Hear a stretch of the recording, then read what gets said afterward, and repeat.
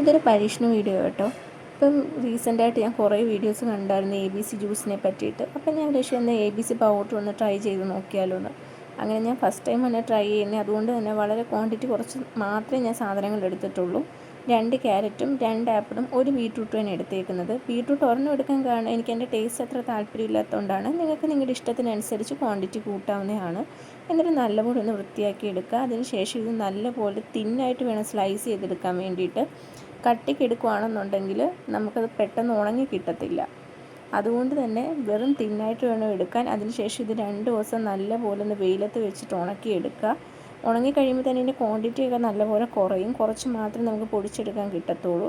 എന്നിട്ട് ജസ്റ്റ് ഒന്ന് പൊടിച്ചിട്ട് അതിനകത്തേക്ക് ഞാൻ ബദാമും കാഷ്നട്ടും ആഡ് ചെയ്യുന്നുണ്ട്. കാര്യം എനിക്ക് ഇഷ്ടപ്പെട്ട നട്ട്സ് അതാണ്.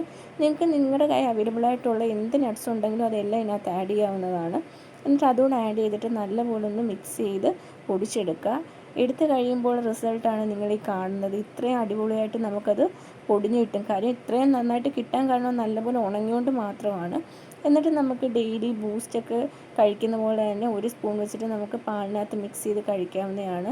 അതുപോലെ തന്നെ ഇതിനകത്ത് സെപ്പറേറ്റായിട്ട് മധുരത്തിന് വേണ്ടി ഒന്നും തന്നെ ആഡ് ചെയ്തിട്ടില്ല. ഓൾറെഡി ഇതിൻ്റെയൊക്കെ മധുരം ഉള്ളതുകൊണ്ട് തന്നെ നമുക്ക് വേറെ ആഡ് ചെയ്യേണ്ട ആവശ്യമില്ല. പിന്നെ ഇതിനകത്ത് നമ്മുടെ സ്കിൻ നല്ല ബ്രൈറ്റ് ആവാനും ഗ്ലോ ചെയ്യാനും നമ്മുടെ ഇമ്മ്യൂൺ സിസ്റ്റം ബൂസ്റ്റ് ആവാനും അങ്ങനെയൊക്കെ ഒരുപാട് നമ്മുടെ ഹെൽത്ത് റിലേറ്റഡ് ആയിട്ട് ഒരുപാട് ഹെൽപ്പ് ചെയ്യുന്ന ഒന്നാണിത്. സോ നിങ്ങൾക്ക് വീഡിയോ ഇഷ്ടപ്പെട്ടെങ്കിൽ ലൈക്ക് ചെയ്യുക, സബ്സ്ക്രൈബ് ചെയ്യുക, ഷെയർ ചെയ്യുക.